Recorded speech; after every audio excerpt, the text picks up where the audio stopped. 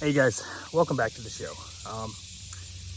So I made a couple references to actual preparedness training, and I heard you guys loud and clear. A lot of people were very interested in learning what I recommend, and I'm no expert, so grain of salt it if you want, of training that I would recommend that's gonna keep you and will make you better prepared for anything bad that happens. So that's the goal. So the goal with all of this is to kind of get a foundational understanding of preparedness, of survival, of being ready. I think having a base level in first aid, in shooting, in communications, in fitness, in survival sets you up for success later on down your preparedness journey, whichever one that is, because there's multiple pathways. And my organizational pathway might not be what you would think it looks like. This is just my opinions. But what it's going to do is set you up for success regardless of how you organize, what pathway you go into. It's just a base level understanding of everything, and they're not expensive. We're not talking thousands of dollars.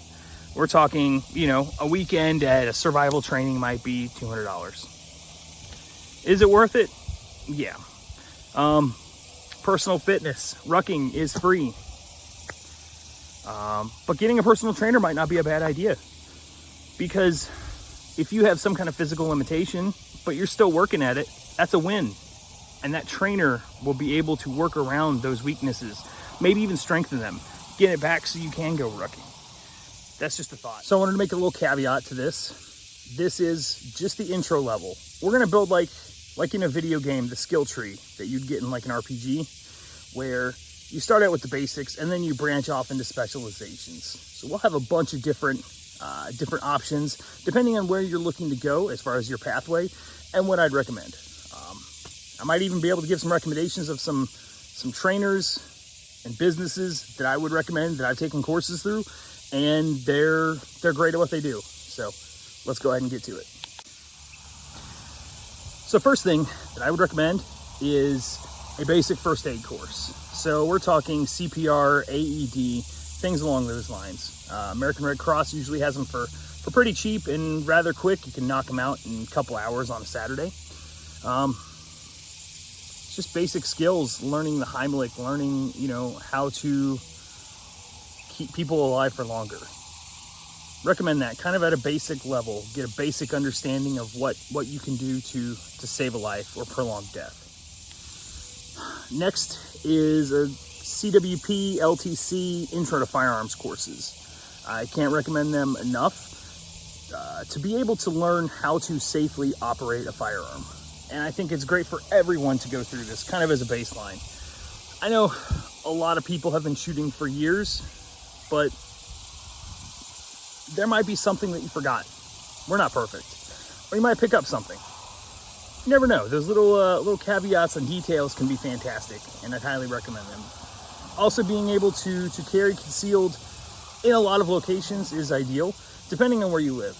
Texas, kind of constitutional carry with some limitations, so an LTC is very viable and recommended in this area. So this is along the lines of the first aid that I mentioned, but a little bit deeper. I still consider this an intro level though.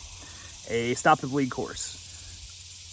It's really, it's a simple act to do. It can be taught in 3 to 4 hours, but getting those reps and sets in and understanding just why stopping the bleed is so important, it really gives you a value for it. And I know I've been harping on everyone about tourniquets.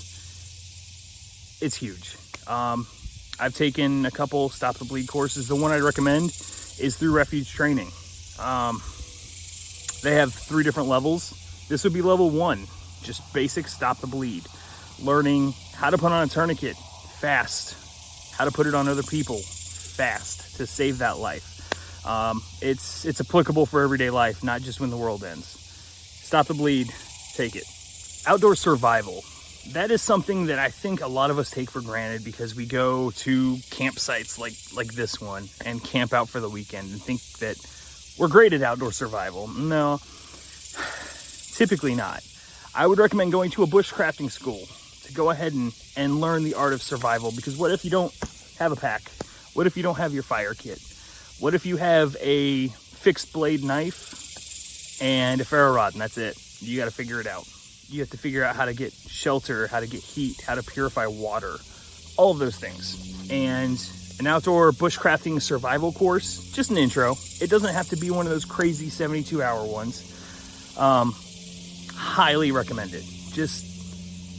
It'll really teach you not only how to survive, but it gets you in that mindset that's so important. It's vital to be able to understand that you have this skill set that you have practiced, to have the confidence and go and do those things, to have that mental fortitude, to know that, yeah, it was in the middle of the night, I was freezing cold, they were pouring water on me, and I was still able to start a fire. Yeah, so it doesn't have to be any kind of crazy survival course. We're just trying to get into the basics, to see what we can do if we don't have our ruck with us, if we don't have our bug out bag. Can we still start some fire? Do we know basic first aid? Things along those lines that they'll teach you in that survival course. The one I'd recommend, it's out in South Carolina, in Clinton, South Carolina. It's the Woods Runner School. It's ran by a guy named Joshua. He is an outstanding person. I highly recommend taking the course from him. I know that Dave Canterbury is an option. He runs some survival courses. I personally haven't been to him, but he's a legend, so can't go wrong. So yeah, outdoor survival, good idea. An intro to comms course. So this is going to be a little difficult depending on where you live. It might not be available.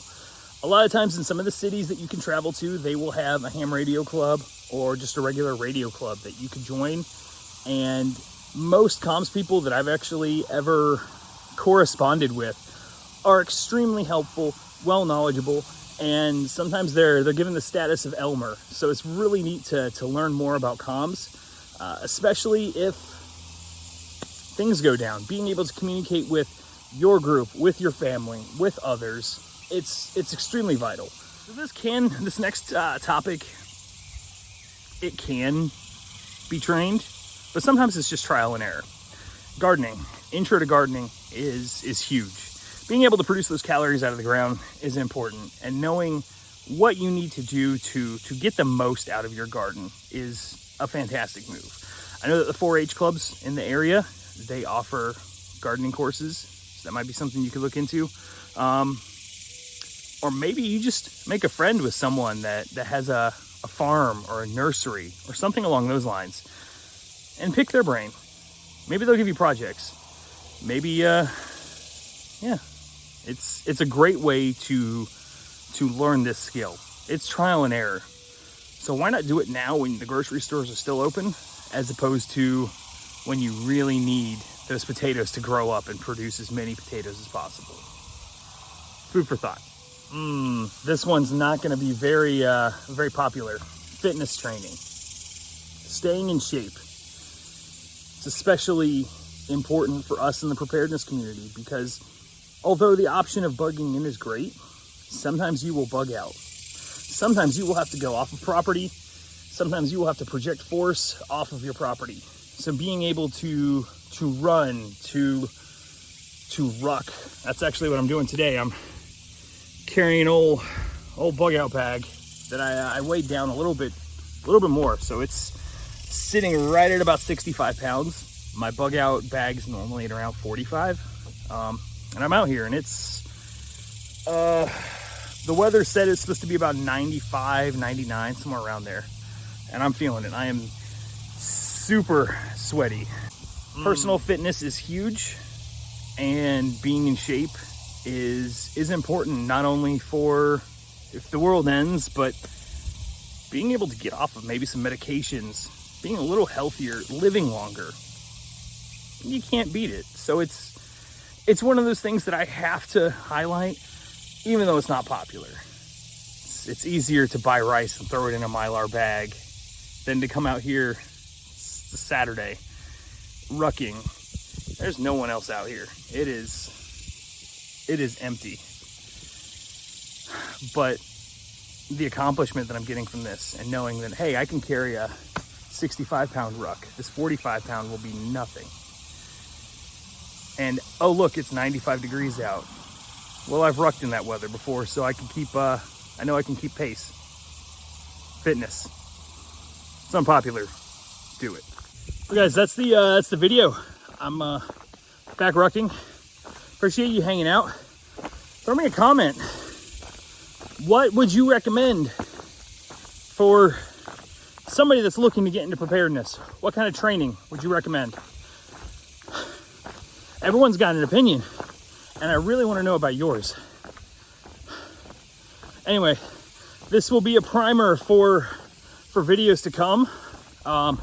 Probably won't be me rucking while I'm doing that. Just really wanted to get these thoughts on camera. So, like, share, subscribe, comment, all that good stuff. Let me know what you think. I'll be building off of this. This is the foundation. And next one will probably have a little bit better production quality. So anyway, until next time, peace.